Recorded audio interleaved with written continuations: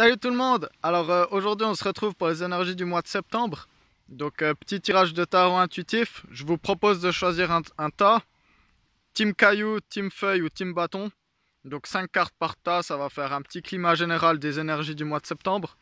Et bien sûr si vous voulez plus de détails, vous pouvez toujours demander pour un tirage personnalisé. C'est une possibilité, on peut organiser ça, il n'y a pas de souci. Donc le dos de deck pour tous les tas, c'est l'ermite. Donc c'est de là où on vient. L'ermite, je pense qu'il n'y a pas besoin d'expliquer ce que ça veut dire.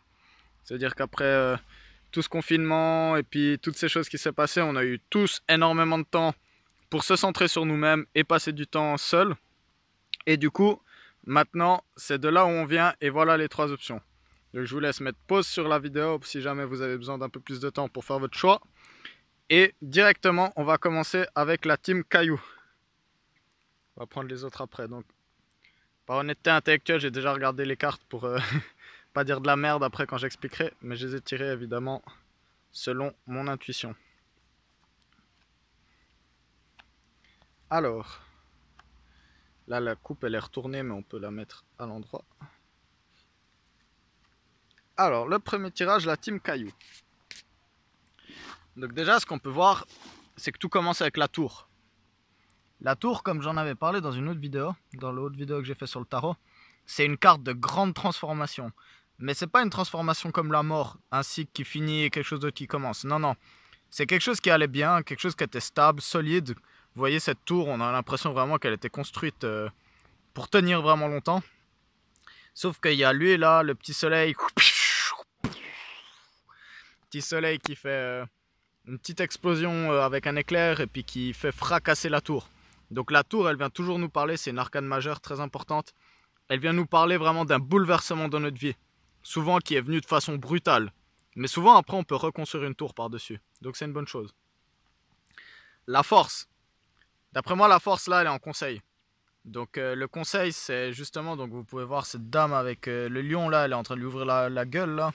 Donc elle lui tient au KLM. Pas de souci. Donc par rapport à ça, le conseil à vous donner c'est soyez fort. Puisez les énergies qui sont en vous. Puisez les énergies qui sont en vous. On voit là le 4 d'épée. Le 4 d'épée c'est une carte qui était aussi ressortie d'ailleurs il me semble avec la tour si je dis pas de bêtises la dernière fois. Le 4 d'épée, je dis épée mais c'est des coupes évidemment. Le 4 de coupe c'est une carte qui parle d'ennui en fait. Qui va parler de manque de passion, de peps, de nouveauté. Et vu qu'elle était retournée, souvent on peut parler d'abus de drogue. Hein, pour combattre cet ennui, abus de drogue ou abus d'alcool. Donc attention, la force, ça c'est un pansement qui a pu être très utile quand ça s'est arrivé. Mais la force, elle vous conseille pas ça. La force, elle vous conseille d'aller de l'avant. Parce qu'en plus, regardez, 2 dernières cartes très intéressantes. La reine d'épée. La reine d'épée, elle vient nous parler d'une femme très intelligente. Donc ça peut être vous, ça peut être quelqu'un qui arrive sur votre route. Mais elle vient aussi parler justement d'une personne, donc plutôt du côté féminin, qui est dans l'intellectualisation des choses. Donc une personne très intelligente, qui est capable de manipuler, mais dans son statut de reine, normalement, elle est passée par-dessus ça. Mais quand même, c'est quelque chose à prendre en compte. Et le 9 de coupe, c'est une carte de célébration. Donc, ayez la force de surpasser ça aussi, parce qu'il y a les célébrations qui arrivent. C'est une carte vraiment qui parle... Il faut savoir aussi, la reine de coupe, elle est alliée beaucoup à la musique aussi.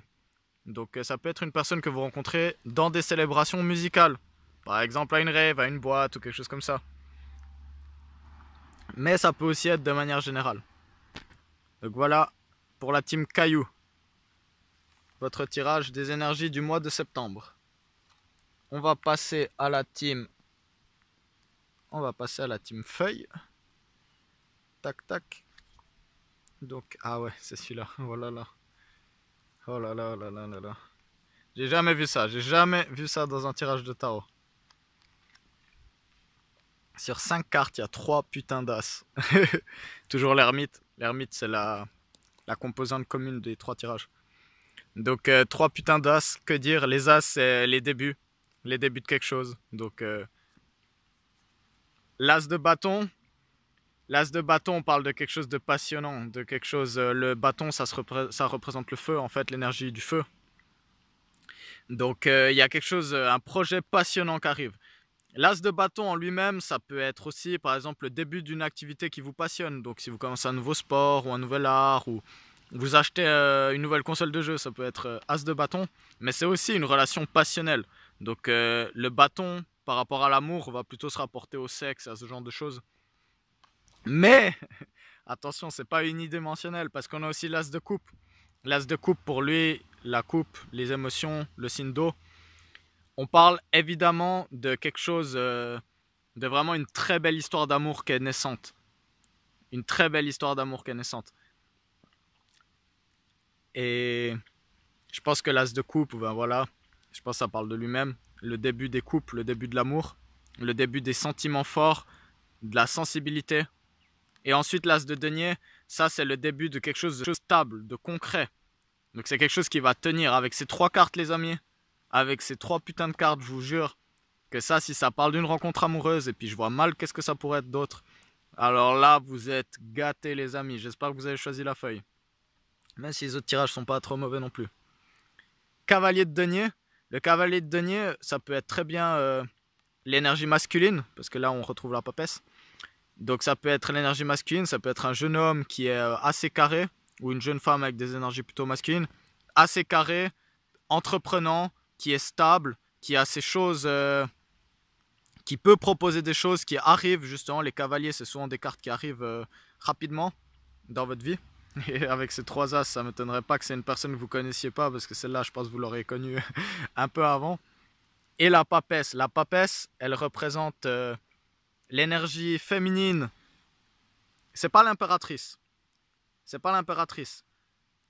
La papesse, elle va moins être dans le contrôle, plus dans la spiritualité, elle va moins imposer des choses, elle est moins l'énergie maternelle, c'est plus une énergie féminine vraiment plus pure en fait. Et la papesse, elle peut souvent venir dans un tirage, donc si vous êtes un homme ou une femme qui est attiré par des femmes, ou tout autre mélange, j'en sais rien, aujourd'hui on s'y retrouve plus forcément. La papesse, c'est la femme la plus importante de votre vie. Donc franchement les gars, avec ça, il y a grave moyen que vous rencontriez votre âme sœur, la future mère de vos enfants, dans ce mois de septembre. C'est une grosse possibilité, je vais pas vous le cacher. Voilà, tirage de ouf avec les 3 as. Donc en plus 3 as, ça veut dire que la temporalité, ça va arriver très vite sur votre route. Vous n'allez pas vous y attendre. Ah, celui-là, il était moins marrant, mais il est bien aussi. Donc, team bâton. La team bâton. Alors déjà, ça commence mal. 3 d'épée. 3 d'épée, c'est la carte des triangulaires. Donc une triangulaire, c'est une relation à 3. Donc c'est quand... Donc la triangulaire, vous pouvez être dans les 3 endroits. Vous pouvez avoir 2 prétendants. Ou vous pouvez être le prétendant de quelqu'un en couple. Ou alors vous pouvez être en couple avec quelqu'un qui vous a trompé. Mais le 3 d'épée, elle parle de ça. Elle parle de trahison, elle parle de conflit. Elle parle de souffrance. Souvent en plus dans le 3 d'épée, c'est une relation à 3 où au final tout le monde s'y retrouve perdant. Tout le monde s'y retrouve perdant. On n'est pas là pour juger, mais quand même, faites attention. Ça crée beaucoup de souffrance. Faites attention quand vous donnez votre parole que vous allez être sincère. Essayez de le rester, parce que comme ça, on tire moins cette carte qui fait chier à tout le monde. Mais bon, voilà, après tout, la vie, elle est complexe. Je ne juge pas. Le 10 d'épée et le 10 de bâton, c'est 2 cartes de merde. 2 grosses cartes de merde. Celle-là, c'est la pire carte du jeu, plus ou moins. Et celle-là, c'est la pire carte du jeu, plus ou moins. Donc ces deux-là ensemble, ça veut dire que vous en avez vraiment chié. Donc ça, c'est d'un point de vue intellectuel que vous en avez chié. Les épées, c'est les signes d'air. Donc l'intellectualisation, vous en avez beaucoup chié. Puis ça m'étonnerait pas qu'à cause de ça, à cause de quelqu'un qui vous ait trompé, vous en ayez vraiment, vraiment chié. Vous vous en poussiez plus d'un point de vue intellectuel. Puis le 10 de bâton, c'est un fardeau que vous portez. Donc imaginez-vous, des fois dans le 10 de bâton, on voit souvent un mec les porter, les 10 bâtons. Et on voit qu'il est vraiment au bout de sa vie. C'est quoi l'avantage? C'est que vous êtes au 10. Vous en pouvez plus. Maintenant, il faut lâcher les bâtons, lâcher les épées. Sortir de ça, sortir de ces putains d'énergie. Plus besoin de ça, ça c'est de la merde. Vous en avez assez. Vous en avez assez. Et vous, qu'est-ce que vous voulez? Vous voulez la tempérance. Vous voulez la tempérance. Vous voulez apprendre de ça pour commencer quelque chose d'autre. Commencer quelque chose d'autre de sain. Qui va piano va sano, la tempérance. N'oubliez pas. Lentement, lentement mais sûrement. Apprenez de tout ça. Apprenez de tout ça. Incorporez les choses peu à peu. Vous avez déjà commencé à apprendre de ça. Si vous en êtes au 10, vous en avez marre, vous en avez ras le cul, mais vous avez fait toutes les étapes qui mènent jusqu'au 10 d'épée, au 10 de bâton. Vous les avez faites ces étapes. Et maintenant ça, vous en avez sorti grandi grâce à l'énergie de l'ermite. Et avec la tempérance, le 6 de bâton. Le 6 de bâton, c'est la carte de la réussite, du succès, des choses qui vont bien. Tout roule ma poule. Donc en fin de tirage, après la tempérance, ça veut dire le plus dur est passé les amis. Le mois de septembre, il va finir ces énergies-là. Il va vous permettre d'aller de l'avant. Et puis le mois prochain, vous verrez, vous allez tirer un tirage comme celui-là. Je vous le souhaite en tout cas, je vous le souhaite. Donc voilà, pour les énergies du tarot de ce mois de septembre. J'espère que vous avez aimé ce format. N'hésitez pas à me dire si vous en voulez plus. Et surtout, n'hésitez pas à me dire si vous avez envie d'une petite consultation privée. Donc je fais ça aussi.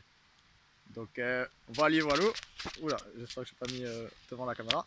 Voilà, voilà. Donc je vous laisse ici. Bon mois de septembre à tous. Pour les énergies de la Vierge et de la Balance. Je vais continuer de vous faire des vidéos et on se retrouve tout bientôt. Allez, bye bye.